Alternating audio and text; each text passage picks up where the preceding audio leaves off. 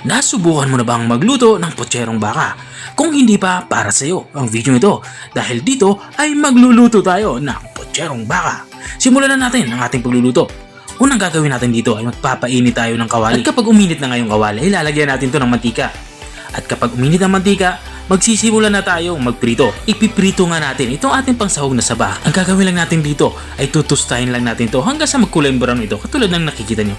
Kapag ganyan na itsura, itabi na natin yan.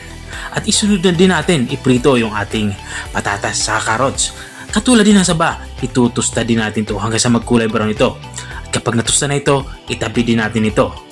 At matapos nga natin maitabi yung ating patatas sa carrots, dito naman sa parte nito ay magsisimula tayo mag-isa. Unang ilalagay natin dito yung ating bawang.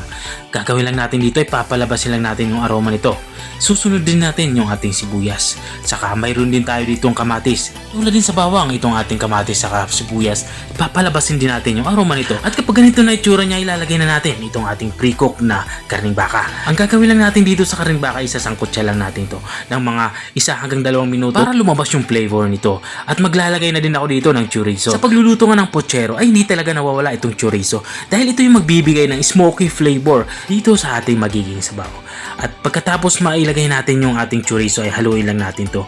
Maglalagay na din ako dito ng tomato paste. Sa tomato paste naman, kahit mga 1 kutsarang tomato paste, ang gagawin lang natin dito ay igigisa din natin ito para mabawasan yung asim nito. Maasim kasi ito dahil concentrated.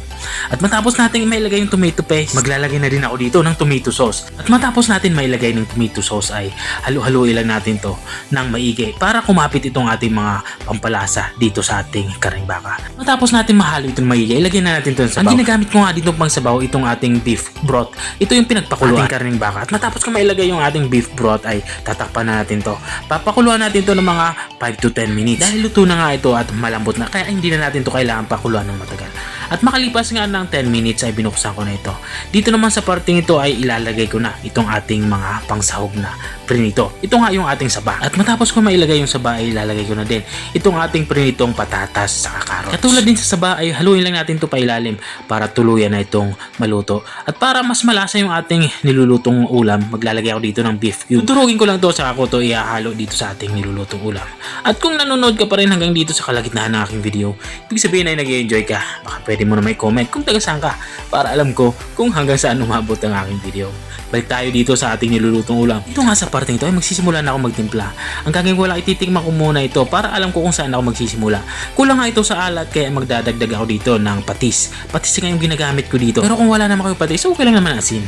At maglalagay na din ako dito ng black pepper or pamintang durog.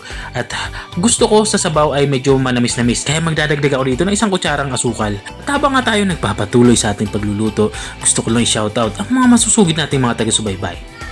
Big shoutout niya kay Ma'am Evelyn The Floor. Sabi niya pa shoutout naman idol. Shoutout din kay Sir Mandong Bagsik sa Martino ng Bahrain. Shoutout din kay Yasitan. Sabi niya pa shoutout naman please. At shoutout din kay Ma'am Lilibet Mabansag ng Pateros. At maraming salamat din sa mga walang sawang nanonood at nakasubaybay dito sa ating channel. Balik tayo dito sa ating nilulutong ulam. Matapos ko mailagay yung mga sahog nating gulay, ay tinakpan ko ito ng kalahating minuto para maluto naman yung ating inilagay na mga gulay. Makalipas nga ng kalahating minuto ay binuksan ko na ito. Dito nga sa parting ito ay lutong-luto na nga yung ating ulam pananghalian. Sobrang natatakam na nga ako at naglalawin. O ito na nga yung ating ulam pananghalian. Ito nga yung ating beef pochero or potserong baka. Kung nakarating ka hanggang dito sa dulo ng aking video, maraming salamat sa panunood. At kung nagustuhan mo naman yung bago nating resepeng ibinahagi, baka pwede mo naman itong i-share. O siya, hanggang dito na lang ako. Dahil kakain na talaga kami, nagugutom na talaga ako, promise. Kita-kita ulit sa mga susunod kong mga videos. Paalam! Bye-bye!